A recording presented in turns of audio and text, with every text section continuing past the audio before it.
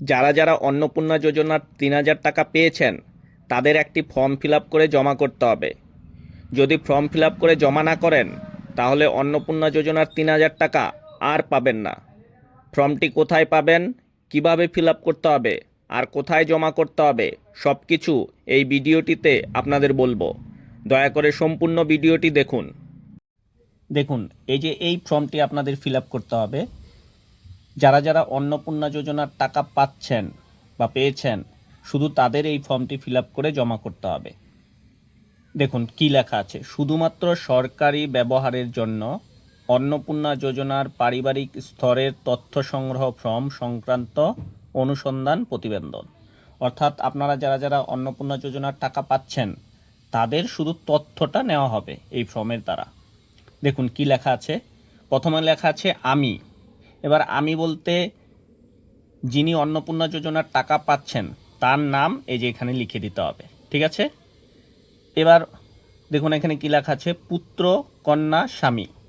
পুত্র তো হবে না, কারণ ছেলেরা অন্নপূর্ণা যোজনার টাকা পাচ্ছেন না। কন্যা অর্থাৎ এই যে এখানে অন্নপূর্ণা যোজনার যিনি টাকা পাচ্ছেন উনি যদি বিবাহিত হন তাহলে স্বামীর নাম লিখতে হবে, আর যদি বিবাহিত না হন তাহলে পিতার নাম এখানে লিখতে হবে এই যে এখানে, ঠিক আছে। এবার দেখুন গ্রাম, শহর। আপনি যদি গ্রামে থাকেন তাহলে গ্রামের নাম দিবেন, শহরে থাকলে শহরের নাম। গ্রাম পঞ্চায়েত, আপনার গ্রাম পঞ্চায়েতের নাম এখানে দিয়ে দিবেন। ব্লক, আপনার ব্লক কোথায়। আপনি যদি গ্রামে থাকেন তাহলে আপনার ব্লক লিখে দেবেন, আর যদি পৌরসভাতে থাকেন বা শহরে থাকেন তাহলে এখানে পৌরসভা লিখে দেবেন, পৌরসভার নাম। আর জেলা, আপনার জেলার নাম এখানে লিখে দেবেন। তারপরে দেখুন কি লেখা আছে, এত দ্বারা দাখিলকৃত আবেদনপত্রটি যাচাই করেছি। আমি আবেদনপত্রটি এবং তাতে প্রদত্ত তথ্য সঠিক পেয়েছি। এই যে এই ফর্মটি যিনি জমা নেবেন তিনি এই যে দেখুন লেখা আছে, অতএব আমি আবেদনপত্রটি গ্রহণ বা প্রত্যাখ্যান করার জন্য সুপারিশ করছি। এখানে এই যে তথ্যগুলো দেওয়া হচ্ছে, ইনি যদি মনে করেন, যিনি জমা নেবেন ইনি যদি মনে করেন যে সঠিক তথ্য পেয়েছেন তাহলে এখানে গ্রহণ জায়গায় টিক করে দেবেন। আর তারপরে অথবা দেখুন, আবেদনকারীর দ্বারা প্রদত্ত নিম্নলিখিত তথ্যসমূহ সঠিক নয় বলে প্রতীয়মান হয়েছে, অনুগ্রহ করে সংশ্লিষ্ট ধারা ও বিষয় উল্লেখ করুন। এবার যদি উনি মনে করেন যে আপনি যে তথ্য দিয়েছেন সেটা সঠিক নয় তাহলে উনি প্রত্যাখ্যান করতে পারবেন। এক কথায় যিনি জমা নিচ্ছেন উনি যদি গ্রহণ করেন বা বলে দেন যে হ্যাঁ উনি ঠিক তথ্য দিয়েছেন তাহলে আপনি অন্নপূর্ণা যোজনার টাকা পাবেন, অসুবিধা হবে না। আর যদি প্রত্যাখ্যান করে দেন তাহলে আপনি আর অন্নপূর্ণা যোজনার টাকা পাবেন না। এবার দেখুন, যিনি জমা নেবেন ওনার স্বাক্ষর করবেন এখানে, ওনার নাম লিখবেন এখানে, পদ কি সেটা লিখবেন, তারিখ, স্থান। এই যে এই জায়গাটুকু আপনাদের কিছু করতে হবে না, আপনারা শুধু এইটুকু ফিল আপ করে দেবেন। এবার দেখুন তারপরে নিচে কি লেখা আছে, HOF আধার। HOF আধার বলতে হেড অফ দ্য ফ্যামিলি।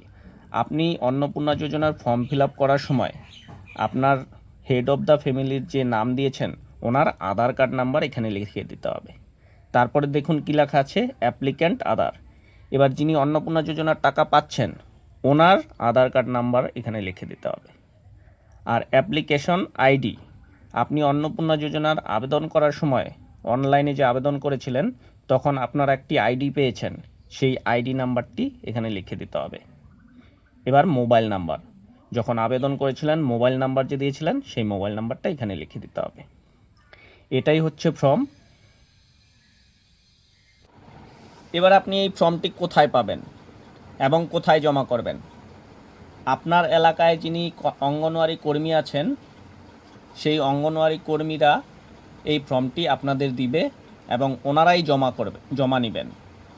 এই ফর্মটি ফিল আপ করে, এর সাথে আপনাকে কিচ্ছু দিতে হবে না, শুধু ফর্মটি ফিল আপ করে জমা করতে হবে। এবার আপনাদের পাড়ার বা এলাকায় যে অঙ্গনওয়াড়ি কর্মী আছে ওনাদের আপনারা জিজ্ঞেস করবেন, ওনারা যেভাবে বলবেন সেভাবে আপনারা জমা করবেন, বা সাথে যদি কিছু দিতে বলে সেটা দিয়ে দিবেন। আমাদের এলাকায় এরকম করে দিতে বলছে, শুধু এই ফর্মটি জমা করতে বলছে। এবার আপনার এলাকায় কি বলছে সেটি আপনারা জেনে নেবেন, তারপরে যত তাড়াতাড়ি পারবেন ফর্মটি ফিল আপ করে জমা দিয়ে দেবেন। না হলে কিন্তু আপনারা অন্নপূর্ণা যোজনার টাকা পাবেন না। এক কথায় এটা হলো অন্নপূর্ণা যোজনার রিভেরিফিকেশন ফর্ম বলা যেতে পারে। তাই তাড়াতাড়ি ফর্মটি ফিল আপ করে জমা করে দেবেন। যদি ভিডিওটি ভালো লাগে তাহলে একটি লাইক করুন ও সাবস্ক্রাইব করে পাশে থাকুন। সবাই ভালো থাকুন, সুস্থ থাকুন ও পরিবারের সাথে থাকুন। ধন্যবাদ।